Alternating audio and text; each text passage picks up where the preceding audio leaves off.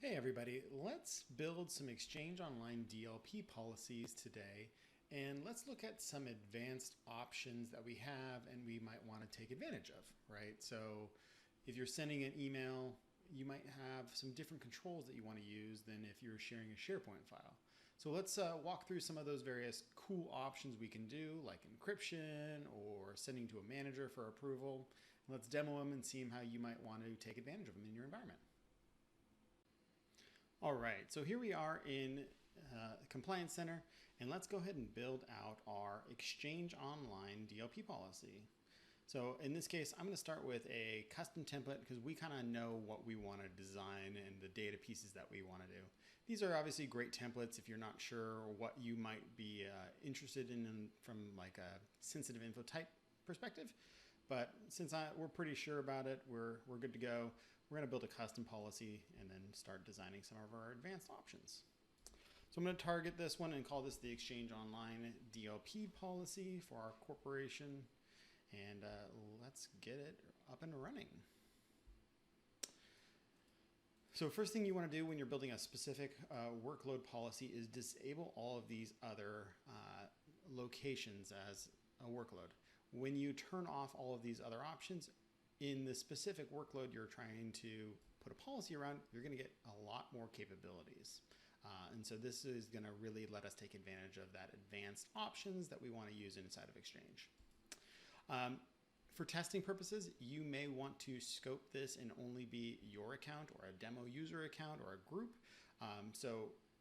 Just realize if you're doing this in production, you may want to really scope this appropriately before rolling this out. Let's go and create our policy. And I'm going to follow the same schema that I did for my monitor only policies. I'm going to do two sets of rules, a low volume and a high volume, and begin setting those up.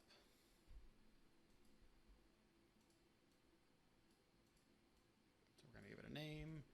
So again, our low volume policy in this case. Yep.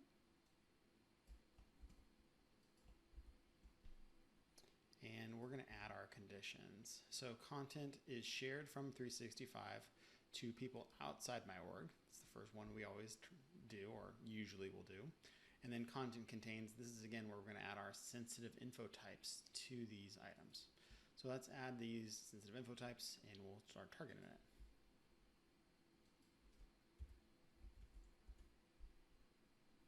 So I'm going to add in all of the standard US information types that might be of interest, as well as credit cards and ABA routing numbers, because we did our analysis. That's the most important information in our organization and the ones that normally get shared out.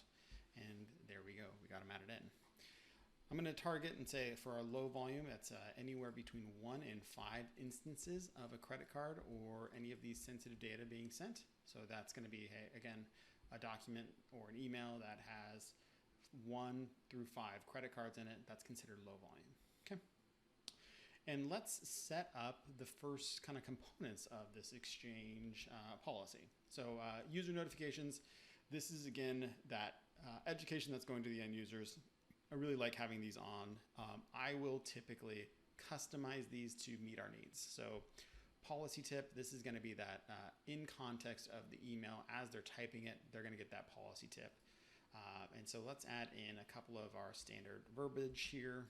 So in this case, Microsoft has detected sensitive data in this and really just helping the end user make the right choice. Please take appropriate security precaution when sharing this outside of the organization or remove the sensitive data from the message, right? So we're telling them, hey, this is your actions you should take.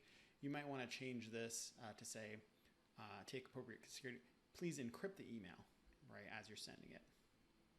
We're going to also customize the bounce back message. In this case, I'm going to program in some verbiage that I already have around here. And there we go. So in this case, what we're programming in is just some standard message information to our end users. And we're taking advantage of some of the newer features that we can do. So Microsoft has detected that your data contained sensitive info. We're going to program this in and say, no action was taken Please try to limit external sharing of sensitive data. When necessary, please use encryption. All right, and then we're going to program in the issue, the content URL, all that kind of data for what caused the DLP hit so that the end user can know, oh, that's what I did. I sent this, right? Okay, so that's option one I really want you to take advantage of. Let's get some notifications going to the user. Now, one of the advanced features you can use in this case is this allow override and the submittal of a business justification, right? So you might want to get some feedback from your users about this policy. Oh, I need this to do this because it's XYZ, right? So that's an advanced option, right? You can get that information from them and require them to submit before sending this message, that kind of thing. In this monitor only mode, as you're currently stated, it might not be 100% right, right? There's not necessary. It's not going to actually block it at this stage, but it's a good capability to have here. Okay. All right, let's program in the advanced actions that we can do in this case. So one I really like to use, especially for a low volume one where maybe it's sensitive, maybe it's not, maybe we're not ready to block it, is this restrict and encrypt capability, right? So in this case, we're not saying, hey, I'm not ready maybe necessarily to block at, one credit card from sending out. Maybe I'm not ready to block one ABA routing number, but I want to encrypt the message. And so built into your Exchange Online is Office Message Encryption, which is going to be these two really nice capabilities here. So when you mark this as encrypt, it will send your message to that customer or to that external party using OME. And that allows your message to be containerized in your own Exchange environment. And the end user will be sent a link, and then they will have to log into your environment to access that message. There's two capabilities here. I mean, there's a lot in this list. This is incorrect. There's some advanced capabilities you can do, but two that I really want to highlight for you that you should consider or test out. So this encrypt one is just the standard. It's sent through an encrypted portal. The end user accesses it, downloads it, they're good to go. This do not forward option allows the end user to interact with the message, read it, but they can't do anything from it. They can't download the files, they can't copy and paste from it. It just lets them view things in this portal and not do anything else, right? So that might be a cool option you can take advantage of. And for our low volume policy, we're gonna use this encrypt capability and have this come through in here, okay? So that's programmed in now, and this is good for our low volume one. I think this is all the features I want to take advantage of currently. Again, I'm going to log this as a security incident though, and so we'll mark this so I have good reporting on it, okay? And we're going to save that. And next, we're going to build out our high volume policies and build out some maybe some different options here. So again, program this in. Content is shared from 365. Again, matching our existing policies that we've tested. Make sure our data definitions are good. Content contains. Again, we're going to program in the sensitive info types and just match it to our low volume. So in that case, this was U.S. bank account, U.S. passport, U.S. driver's license, I-10, physical. We're not going to do physical address. That's a little too noisy on that one. And then credit cards. And that should be good. Again, high volume in our case, we're saying that's 1 through 5, right? Or low volume, we're saying is 1 through 5. High volume in this case is going to be 6 and up.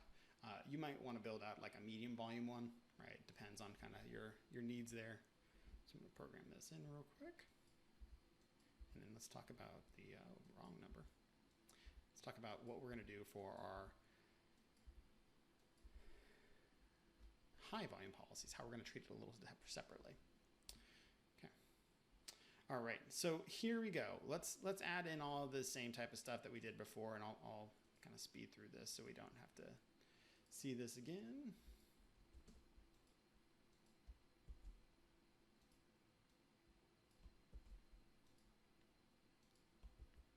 All right, so we've got new user notifications going to them. And let's program in the action that we wanted to do in this case to for a high volume policy. All right, so the one I like to do in this case is I'm going to block people from outside the organization from accessing this email. So again, in this case, 6 through 10 credit cards are sent accidentally in an email. We're going to block by default for that type of stuff, right? It might be a business process, but at this point, I am just going to come in and say, U.S. Social Security number, it's being sent out. That's a lot of data. You know, it's beyond maybe your family that you're using your corporate stuff for. Let's put a little bit more security controls around that. Let's block that.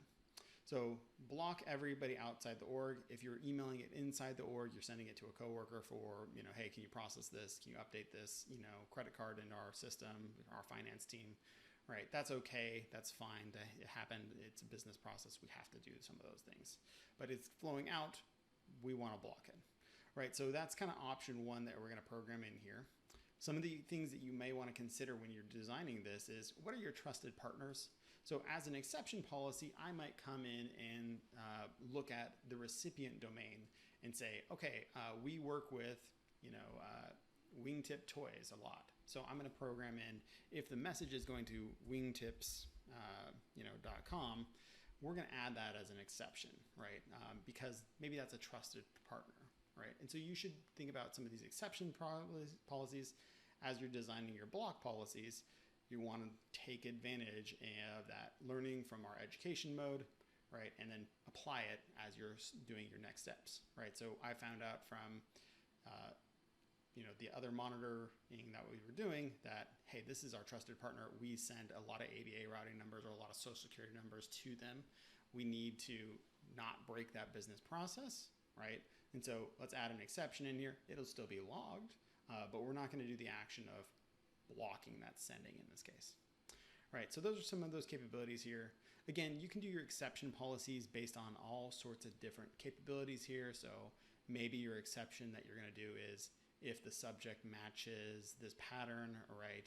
Maybe you're going to tell end users, if you need to send this, put in the subject this keyword, and it will come in and allow it to be sent, right? And so, those are some of those capabilities here, right? So like if, like one example is like maybe you're just going to add approved to the subject line or bracket approved. And then that means to the system or to your end users that this is something that's justified that to be sent out. And so you can program that in. I'm not going to take advantage of this for this policy right now. I'll show you how I think you should consider or demo using it, right? So again, in this case, high volume, 6 through 10 credit cards being sent out to people outside the organization. What are we going to do? We're going to block that from being sent. And again, we're educating the user and putting it in. Now, for your user overrides, maybe at this point you want to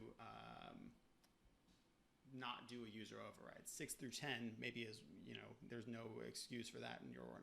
Maybe 6 through 10 is that gray area where you'd want to program that in and have maybe an exception. We can allow a business override in this case if we want, or we cannot.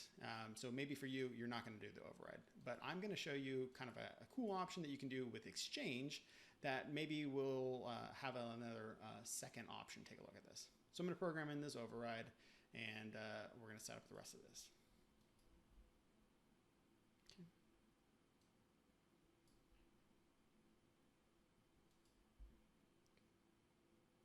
And that looks good. We're going to go ahead and save that policy. All right, so we got two policies again in this case. Low volume policy where we're going to do the action, notify the user, encrypt the message, and send an alert to admins. For the high volume policy, we're going to block except for that trusted organization, and we're going to restrict that external user from accessing it. Now, again, I allowed an override for this. That might be, you might be sitting there saying, hey, we definitely don't want to do that. But the reason why I did this one is because I want to build kind of a cool, kind of another override capability. So let's go ahead and show you how you can maybe get a departmental approval or a manager approval for this scenario here where it's being sent out with encryption or when the end user needs to override this capability. So I gave that end user the override. Let's add another step in that process of manager approval.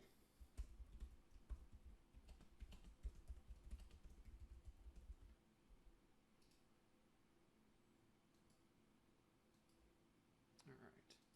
So in Exchange, we have this option here, right? So I talked about advanced options. Has sender overridden the policy tip? This is that capability that I want to use. So, you know, when the end user, again, they're sending this credit card 6 through 10, and we normally would block it, but the end user hit the override capability. Well, we can target that as a specific action. And since it's following the principle of like low volume, high volume, and then the override, this will hit after the end user does your override. And so in this case, I'm going to target anytime someone does an override of a policy tip, and then come here and program in an action. In this case, I'm going to redirect the message to a specific user for approval, right? So for the message to specific approvers, we could also target the employee's manager. If you keep Active Directory up to date or Azure AD up to date with manager filled out, this might be a good option for you, right? You can program in and say, hey, just send this to the manager.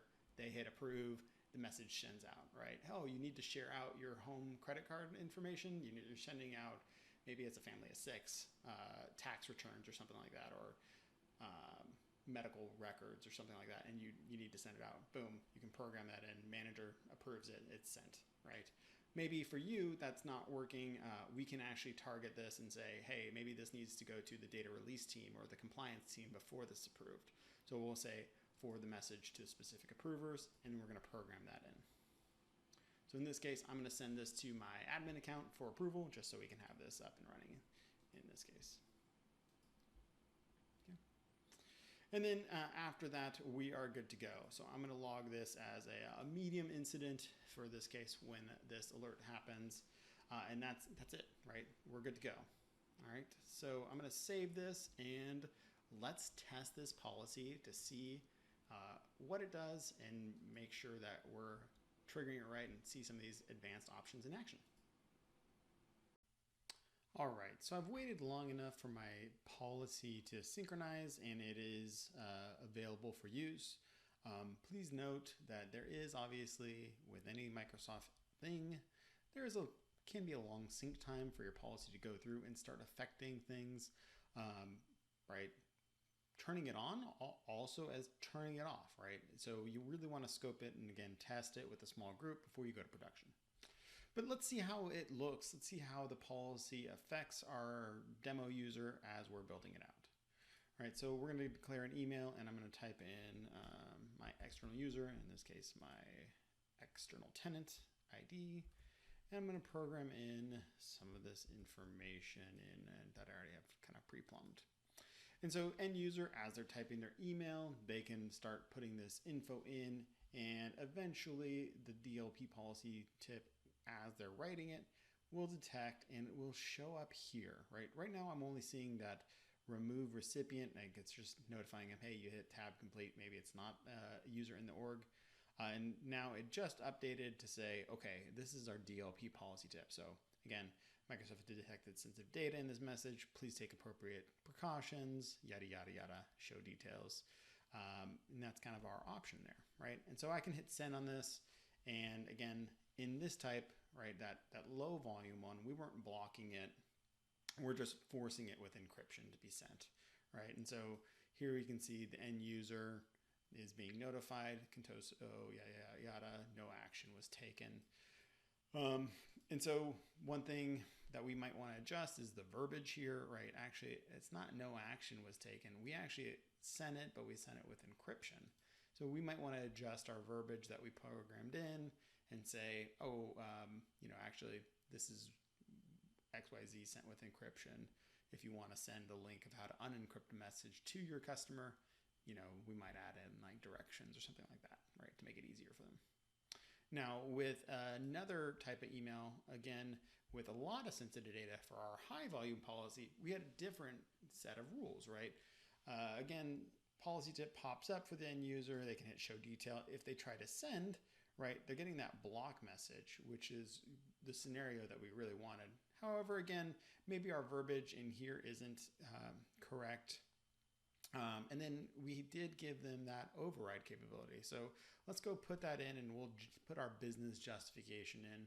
You will notice that if you're using the override with the policy tip, you do kind of have to wait for the policy tip to hit and allow it to come through. Otherwise, you might need to program in some exception policies or something like that for your end users of like how to get over this if you're going to allow it. Right? This is a lot of data to send over. I might not allow that out from the org. Okay. So let's fill out our business justification.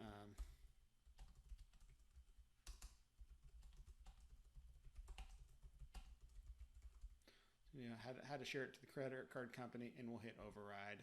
And then now that we hit override, now we can send the message out of the org and come through. Cool. So that's kind of the end user experience. What does it look like again from your perspective, especially with this one that we programmed in that secondary manager approval? Let's go take a look at the manager email or that approver email. And this is kind of that scenario where we did that override. In this case, maybe you would consider this a hold release queue, right? It's going to go to this mailbox, and then as the sender, I'm going to be, or the approver, I'm going to be given the option of approve or reject. And so if I want to hit reject, I can, put in a notice, or I can, say, hey, this isn't allowed or whatnot, and then have this be that secondary catch-all before, again, a high sensitive info is sent out from the org, send it or allow it, whatnot. In this case, I looked at their, message, and I talked to them, and now I'm going to hit approve, right, and send that through. Now, one thing you will notice if you start using this is that the information that we filled out did not come through to us. So that's kind of one weakness with this kind of hold release stuff. It's going to the business justification is going to the admin center, and so we can see that justification in our admin center, but we can't see it in this approve or deny kind of option here. Again, and also we're going to put a reject in this scenario and send that over to them and reject that message. Okay. So there's that option. So hopefully that helps someone out there and kind of shows some of those capabilities of how you can build some, exchange specific policies and rules and take advantage of some of those features. Have a good one, and let me know what video you want to see next.